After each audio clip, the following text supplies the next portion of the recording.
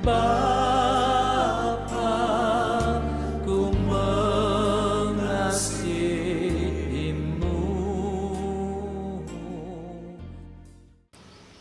Oke, selamat siang Pastor Yosef. Selamat siang juga, Frater. Oke, sahabat Eudema, sekarang kita akan berbincang-bincang dengan Pastor Yosef.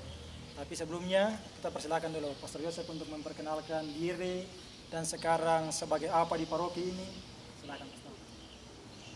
Wah, saya masih diminta memperkenalkan diri, padahal saya merasa sudah terkenal selama ini karena sudah cukup lama ya. Tapi baiklah, ikut aturan. Nama saya sudah banyak yang kenal, mudah-mudahan Pastor Yosef Pak Basilius Pontoan. Jadi ada 3 nama yang ini, tetapi biasanya saya lebih gampang mungkin orang ingat dengan Pastor Yosef. Ya, saya di sini sejak tanggal, artinya resmi menjadi pastor di sini, pengangkatan oleh Keuskupan sejak tanggal 11 April 2015. Sejak 2015. Jadi sudah 5 tahun lebih lah Ya, di 5 sini. tahun. Sudah cukup lama menurut saya. Kemudian ya, ini hanya satu bagian dari perjalanan panjang menjadi imam, karena saya sudah ditahbiskan sejak tanggal 12 Januari tahun 1991. Jadi 91. sudah berapa ya? 29 tahun kah? Wow. Ya, seingat saya waktu 29 pesta tahun. perak imamat saya merayakannya di sini. Di sini. Saya ya dengan ikut saja dirayakan oleh umat walaupun sederhana.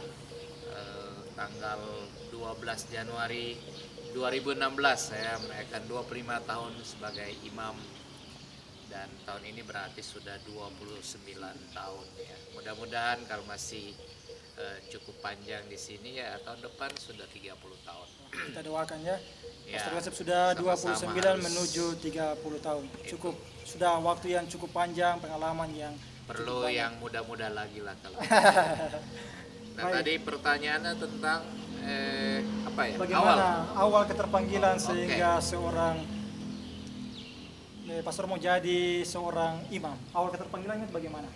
Ya, kalau mengutip khotbah Frater tadi, sebenarnya panggilan saya memang bisa 2 warna juga. Dibilang biasa-biasa di satu pihak, ya, tidak istimewa, tetapi juga tentu khusus ya, karena saya punya jalan panggilan yang memang tentu juga akan berbeda dengan yang lain. Orang lain. Saya terus terang merasa atau mau jadi imam itu dalam satu proses yang panjang ya, artinya untuk betul-betul mau jadi imam loh ini ya. Bahwa tertarik jadi imam itu waktu SD. Waktu SD mulai tertarik ini. Karena pastor paroki selalu mengunjungi dan bercerita, mengajar agama ya.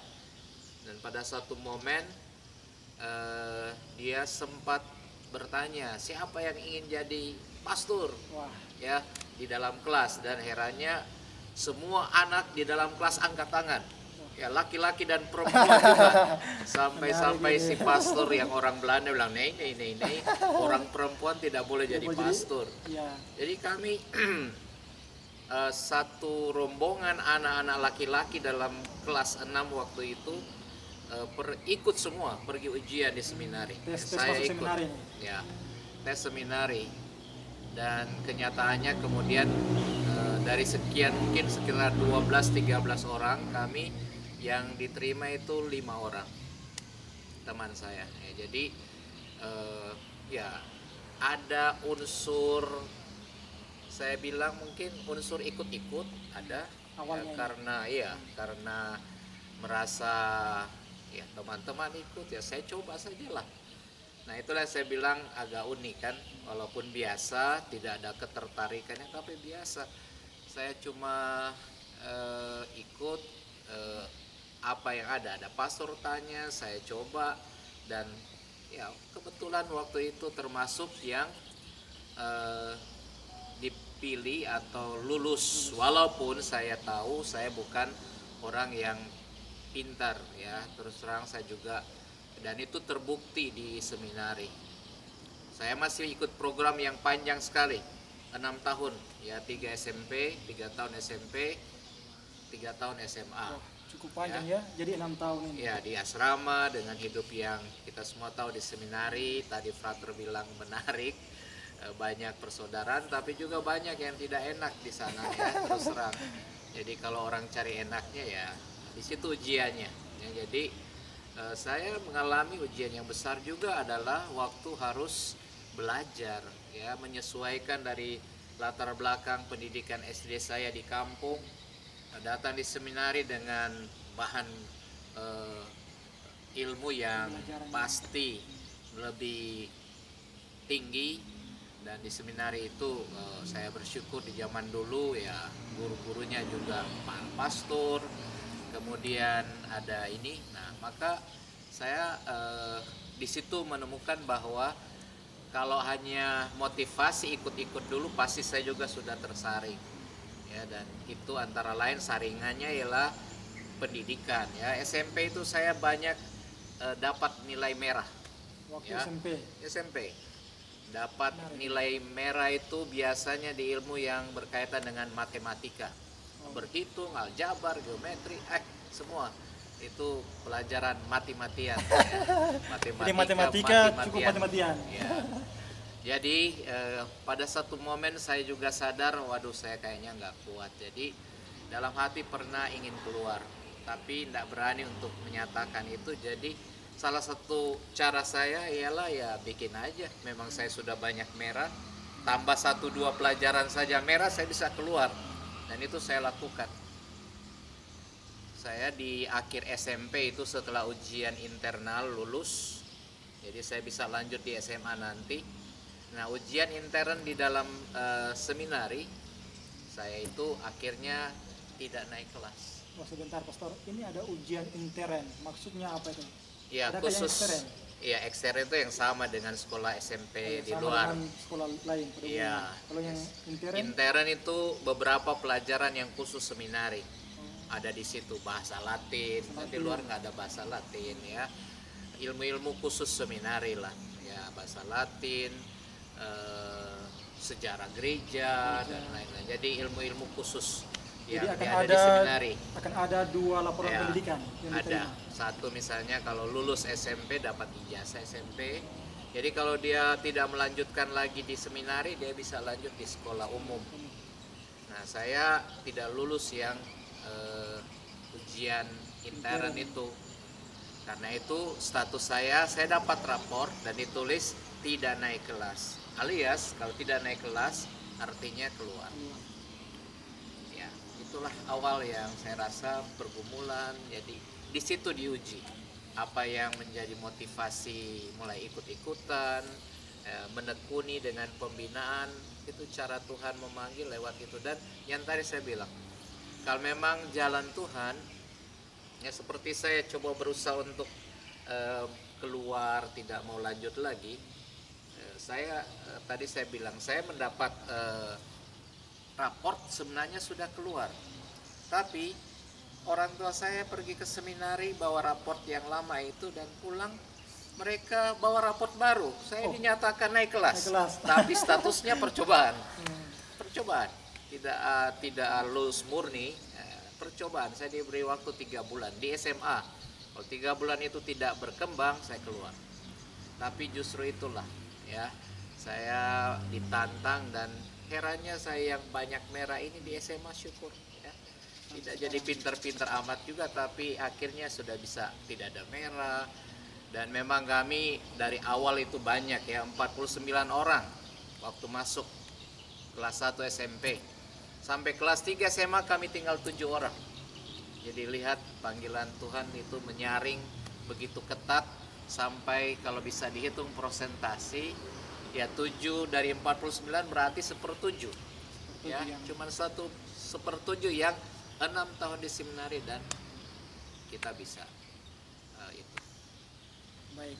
Mungkin ada pertanyaan lainnya. Baik, sahabat Eudema, menarik sekali untuk mencermati sharing dari Pastor Yosef bagaimana pembaharuan, motivasi itu selalu terjadi dalam perjalanan waktu. Tapi juga pesan yang sangat penting, kalau Tuhan memanggil, apapun yang kita lakukan untuk menyangkalnya, Tuhan akan terus menarik kita.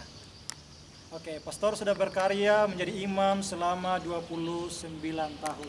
Ya. Oke, selama 29 tahun ini, apa kebahagiaan sehingga Pastor terus menjadi imam, terus menjalani tahun-tahun imamat ini? Kebahagiaan terbesar sebagai seorang imam. Ya, pertanyaan yang bagus karena banyak orang justru bertanya, jadi pastor enak atau enggak? Ya, dan itu pertanyaan yang salah karena siapapun bisa senang, tidak senang ya. Tapi kalau ditanya bahagia, ya bahagia itu ya saya merasa walaupun dalam susah kadang-kadang dan banyak juga senangnya, kita harus bahagia dan berusaha untuk bahagia. Bukan satu kondisi yang terus-menerus, tapi sampai sekarang saya tetap merasa bahagia sebagai imam. Nah, tapi kalau ditanya momen mana saya sungguh merasa bahagia, ya kalau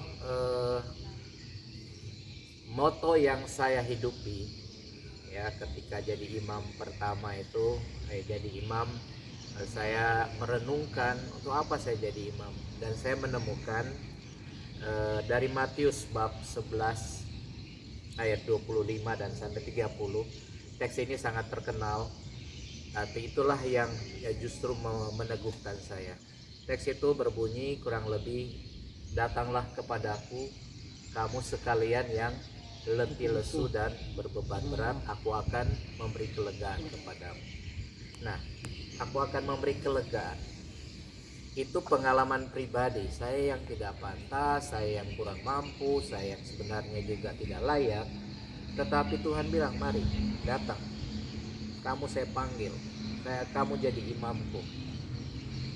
Jadi seolah-olah Yesus membuka pintu bagi saya yang tidak pantas, tidak layak, supaya saya masuk dan menemukan kelegaan di dalamnya. Maka prinsip pastoral inilah yang saya kembalikan dalam pelayanan saya sebagai imam. Saya hanya ingin mengatakan mudah-mudahan ya seperti rumah pastoran yang ada pintu ya, dan umat yang letih lesu berbeban berat masuk lewat pintu pastoran, lewat pintu pelayanan saya sebagai imam, dan mereka pulang membawa kelegaan. Di situ saya menemukan arti kebahagiaan sebagai seorang pelayan yang dipanggil. Baik, sahabat Eudema, menarik sekali untuk mendengar sharing dari Pastor Yosef, sharing yang sangat menyentuh hati kita, nurani kita. Oke, sekarang Pastor, sebagai Pastor Paroki Tanjung Redep, mungkin ada pesan-pesan kepada orang muda, sahabat-sahabat Eudema di paroki ini, yang merasa tertarik untuk menjadi imam, menjadi biarawan, biarawati. Apa pesan Pastor kepada mereka? Yang pertama, masuklah ke dalam hati masing-masing dan bertanyalah panggilan sejati Tuhan yang terbaik itu yang mana ya. Kalau memang harus jadi hidup dalam perkawinan, ya itu panggilan yang sangat mulia dan indah. Tapi kalau seperti frater ya, saya juga menemukan bahwa ada getar-getar walaupun itu belum kuat, tetapi ada suara-suara seperti itu, kenapa tidak memberi diri ya, coba untuk itu ya. Kata coba itu juga masih wajar ya. Coba kita memberi hidup kita untuk itu. Kalau dalam perjalanan waktu kemudian ternyata menemukan suara Tuhan ternyata menghendaki lainnya, kita ikut juga itu. Tapi jangan juga berarti coba-coba saja ya. Tapi ada kehendak yang baik untuk mendengarkan apa yang belum jelas. Yang kedua, pesan yang mungkin terbaik adalah yang saya ingin dalam kaitan dengan ini, menjadi saja orang muda yang kemudian bisa melayani gereja, melayani masyarakat dengan bakat terbaik, dengan pemberian waktu yang baik. Saya melihat di paroki ini ada orang-orang seperti itu, ya, punya waktu terbatas tapi selalu ingin memberikan diri, ya, punya bakat yang luar biasa dan ingin memberikan diri. Itu sudah panggilan yang juga untuk sementara sebelum dia jadi apa-apa, menjadi suami istri kah, atau jadi nanti panggilan apa, itu yang mulai jadi to do the best of yourself, ya, menjadi yang terbaik bagi diri sendiri dalam kaitan dengan pelayanan kepada bahkan masyarakat umum, apalagi di dalam gereja. Sehingga saya berharap, ya, jadilah orang OMK yang aktif pun itu sudah satu pemberian diri yang luar biasa, ya, karena kita semua tahu di sini, ya, anak-anak muda kita itu kadang-kadang mengalami kesulitan di bidang itu, ya, mungkin ingin tapi kadang-kadang kurang waktu. Nah, komitmen ini yang penting, ya, memberi waktu, memberi diri dalam pelayanan dan kebersamaan dengan teman-teman. Ini kalau untuk orang muda, ya. Nah, untuk anak-anak, ya, kalau frater saja dikenal tadi sharing nakal, ya, kenapa juga mereka takut, ya. Jangan takut, ya, kalaupun nakal sama, saya juga mungkin nakal. Memang pun kenakalan kita di masa kecil, ya, bukan kenakalan yang hebat-hebat, tapi jangan pernah merasa kecil dengan pengalaman masa lampau kita untuk kemudian berusaha. Baik, terima kasih banyak Pastor Yosef atas waktunya untuk berbagi dengan sahabat Eudema. Sekali lagi terima kasih banyak untuk sharingnya, untuk pengalaman-pengalaman keterpanggilannya. Jangan lupa untuk di like, share, and subscribe channel ini. Terima kasih banyak. Selamat